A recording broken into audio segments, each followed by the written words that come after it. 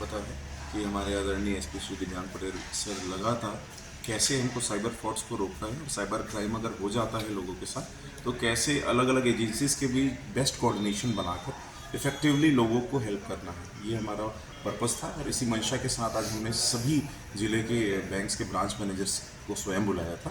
Branch manager साहिबान के साथ एक डिटेल प्रेजेंटेशन जो हमारे द्वारा बनाया गया था साइबर सेल के द्वारा वो शेयर किया गया।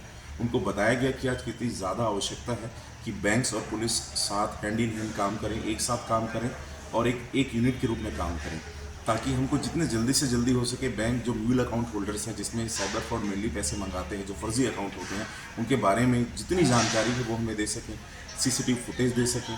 और हमने उनको आज स्टैंडर्ड ऑपरेटिंग प्रोसीजर भी बताया जो एक नेशनल लेवल पे एसओपी जो मिनिस्ट्री ऑफ फाइनेंस के द्वारा बनाई गई है। तो बहुत से लोगों को बहुत अच्छा लगा। हमने हर तरीके से इन्फॉर्मेशंस बताया कि किस प्रकार की इन्फॉर्मेशन हमारे लिए कितनी क्रूशल होती है, डिजिटल इन्फॉर्मेशन कितनी क्रूशल हो सकती है, डिजिटल इन्फॉर्मेशन में किस तरह की इन्फॉर्मेशन होती है जो कि डिजिटली सेव होती है बैंक के पास, या तो बैंक में होती है या ब्रांच में होती है, उनके जोनल ऑफिस में होती है, एडमिनिस्ट्रेटिव ऑफिस में होती है, या तो उनके जो इन्फॉर्मेशन सेंटर्स हैं वहाँ होती है। सिमिलरली फिजिकल इन्फॉर्मेशन भी होती है।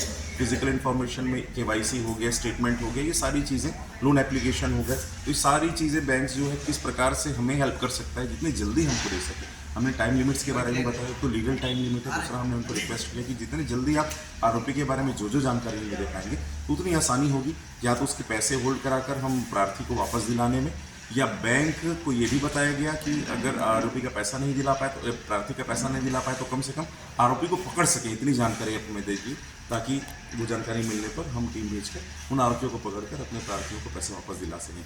दूसरा, कोर्ट का भी ऑर्डर होने के बाद ये शिकायतें थी लोगों की कि लगातार कोर्ट का ऑर्डर हो गया है 2 महीने से, लेकिन मुझे बैंक पैसा नहीं दे रहा है। तो उस संबंध में हमने उनको ये बताया कि वो जो पैसा होता है वो कंडीशनल होता है, तो आप जितना जल्दी हो सके उतना जल्दी आप प्रार्थी का पैसा कोर्ट ऑर्डर मिलते ही दीजिए। उसमें डिले करने से कंटेम्प्ट ऑफ कोर्ट की भी कार्रवाई बैंक के खिलाफ की जा सकती है, क्योंकि बैंक डायरेक्टली हमें लिखता है।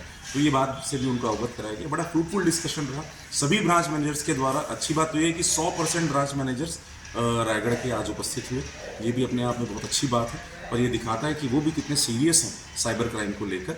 और हमें विश्वास है कि आज से जो कोऑर्डिनेशन स्टार्ट होगा तो उसमें हमारे लोगों को बहुत ज़्यादा फायदा होगा और हम जितनी ज़्यादा से ज़्यादा जानकारी एक्यूज के बारे में है वो हम निकाल पाएंगे और साइबर क्राइम को रोकने में इफेक्टिव जो है भूमिका निभा पाएंगे। Thank you.